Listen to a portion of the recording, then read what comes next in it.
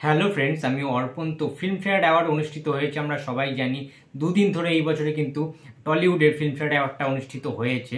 এখন এই ফিল্মফেয়ার অ্যাওয়ার্ডটাকে নিয়ে অনেক কন্ট্রোভার্সি সৃষ্টি হয়েছে। অনেকে বলছে যে কেউ ডিজার্ভ করে, কেউ ডিজার্ভ করে না, পলিটিক্স হয়েছে এখানে, দেবজিৎকে অপমান করেছে, অনেক অনেক জিনিস কিন্তু এখানে উঠে আসছে। এটা কি প্রপার একটা অ্যাওয়ার্ড শো কি অনুষ্ঠিত হয়েছে? প্রথমেই বলে রাখি, এটা কিন্তু কোনো ফিল্মফেয়ার অ্যাওয়ার্ড মানে এটা এই না যে পুরো কনসেন্ট্রেট করে যে কোনো সিনেমাকে পুঙ্খানুপুঙ্খভাবে ক্রিটিকরা অ্যানালাইসিস করে তারপরে অ্যাওয়ার্ডটা দিচ্ছে, এটা কিন্তু না। ইটস আ গ্ল্যামারাস ওয়ার্ল্ড, ঠিক আছে? গ্ল্যামারাস জগতে এই ওয়ার্ল্ডটাতে যে অ্যাওয়ার্ডগুলো অ্যাকচুয়ালি দেওয়া হয় একটু অন্য হাটকে টাইপের। যে ক্যাটাগরিগুলো আছে তোমরা যদি দেখো তোমরা বুঝতে পারবে এটা কিন্তু অন্যান্য জিনিস না, অন্যান্য ক্ষেত্র না, এটা ন্যাশনাল অ্যাওয়ার্ড না, ঠিক আছে?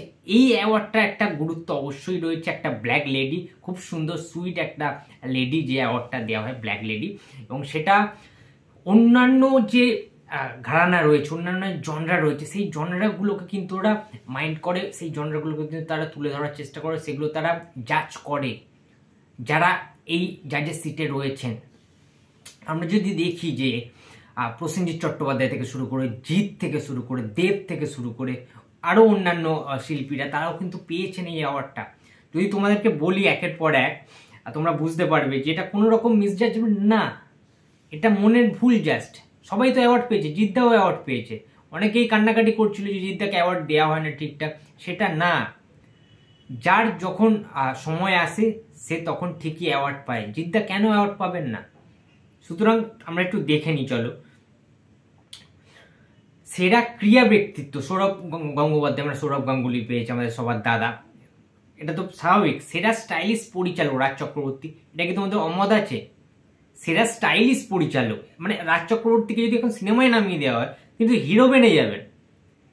রাজ চক্রবর্তীর যে ফিটনেস, তার যা স্টাইল স্টেটমেন্ট, তার যে চুলে স্পাইক টাইক করেন, গো বিয়ার্ড ফিয়ার্ড ডেকেছেন, ভাই সত্যি হ্যান্ডসাম হাং।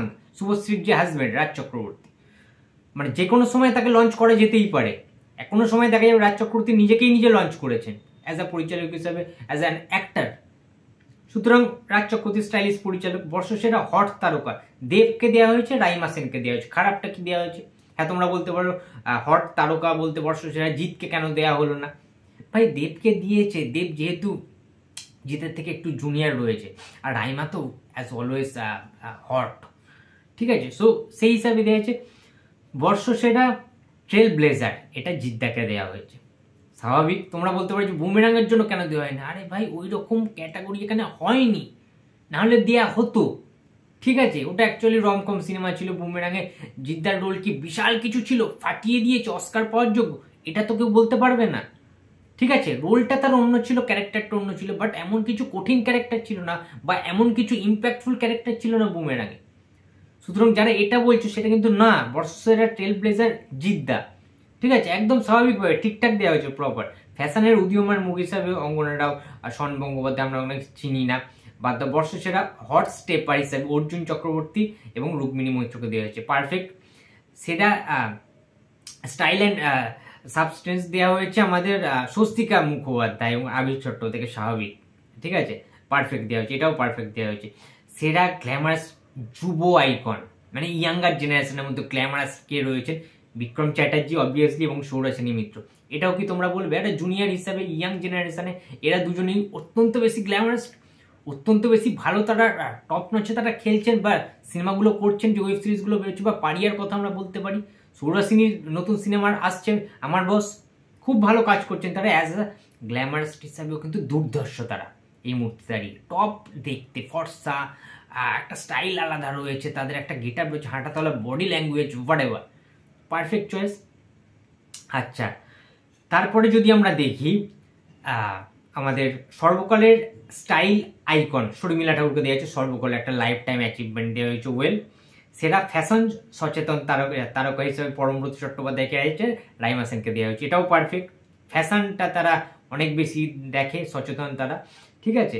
আচ্ছা, ফ্যাশনের সাহসী মুখ মনামি ঘোষ, এখানে কোনো ডাউট রয়েছে? মনামি ঘোষ যে ড্রেসগুলো পরে, যে কস্টিউমগুলো পরে, যে মেকআপ করে, সেটা তো সাহসিকতার পরিচয়, প্রচণ্ড স্টাইলিশ, প্রচণ্ড বেশি সাহসিকতার সাথে তিনি পড়েন।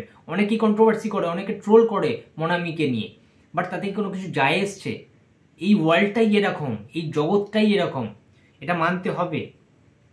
আচ্ছা, ফিট অ্যান্ড ফ্যাবুলাসে পেয়েছে পাউলি দাম, টুটরা রায়চৌধুরী। তারা অত্যন্ত ফিট, শরীর সচেতন, রেগুলার বেসিসে খাওয়া দাওয়া ঠিকঠাক মেনটেন করে, জিম করে, সো পারফেক্ট।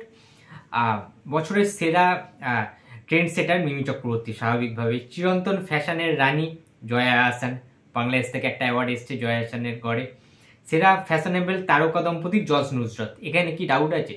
তোমরা বলে এটাকে নিয়ে অনেকে কন্ট্রোভার্সি করবে, আরও কাপল ছিল, যাই হোক। বছরের সেরা গ্ল্যামারাস তারকা দেব কোয়েল মল্লিক, স্বাভাবিক, ঠিক আছে। বছরের সেরা red carpet look Ankush Oindrila, younger জেনারেশনকে একটা দেওয়া হয়েছে। সবচেয়ে স্টাইলিশ তারকা শুভশ্রী গাঙ্গুলিকে দেওয়া হয়েছে এবং জিদ্দাকে দেওয়া হয়েছে। বুঝতেই পারছো কেন দেওয়া হয়েছে, তারা অত্যন্ত বেশি স্টাইলিশ, মডার্ন এবং চলতে পারে ভাই, ঠিক আছে। এই জগৎটায় আলাদা লেভেলের খেয়ে নিতে পারে তারা, সুতরাং স্বাভাবিকভাবে জিদ্দা অত্যন্ত stylish, Rukmini also, Subhashree Ganguly also. Style icon সর্বকালের সেরা হিসাবে প্রসেনজিৎ চট্টোপাধ্যায়কে এবং ঋতুপর্ণা সেনগুপ্তকে দেওয়া হয়েছে। এটা কোনো ডাউট রয়েছে? বাংলার কিং বলতে এখনো পর্যন্ত সবাই প্রসেনজিৎ চট্টোপাধ্যায়কে বুঝে, দ্য ইন্ডাস্ট্রি।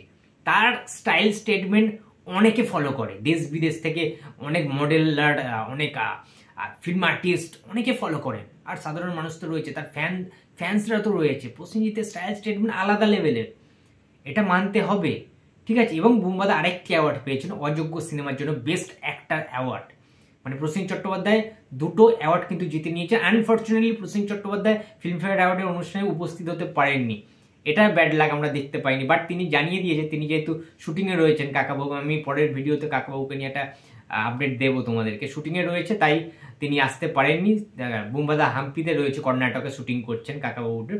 সো বুম্বাদার দুটো অ্যাওয়ার্ড জিতে নিয়েছেন ফিল্মফেয়ার অ্যাওয়ার্ডে, ব্ল্যাক লেডি। সুতরাং প্রত্যেককেই কিন্তু অ্যাওয়ার্ড দেওয়া হয়েছে, জিদ্দা, দেবদা, বুম্বাদা সবাইকে। এখানে কোনো রকম ঠিকঠাকভাবেই প্রপার আইডেন্টিফাই করে কিন্তু দেওয়া হয়েছে অ্যাওয়ার্ডগুলো। এখানে কোনো রকম দ্বিমত পোষণের দরকার নেই, বাট আমার তো কোনো কিছু এখানে আক্ষেপ নেই, খুব ভালো হয়েছে অ্যাওয়ার্ড শোটা। বুম্বাদা একটা ভিডিওর মাধ্যমে জানিয়েও দিয়েছেন, এবং জিদ্দা বহুদিন পরে একটা প্রোগ্রামে আসতে দেখলাম, অ্যাওয়ার্ড নিতে দেখলাম, সবার সাথে সৌজন্য বিনিময় করছিলেন। স্বস্তিকা মুখার্জির সাথে দেখলাম সাক্ষাৎকার করছে জিদ্দা, বহুদিন পরে, পুরনো প্রেমিক প্রেমিকা, এবং ঋতুপর্ণা সেনগুপ্তের সাথেও আলাপচারিতা করছেন। তো সুপারব একটা এক্সপিরিয়েন্স।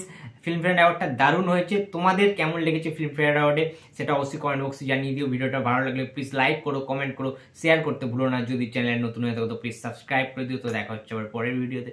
তো টাটা।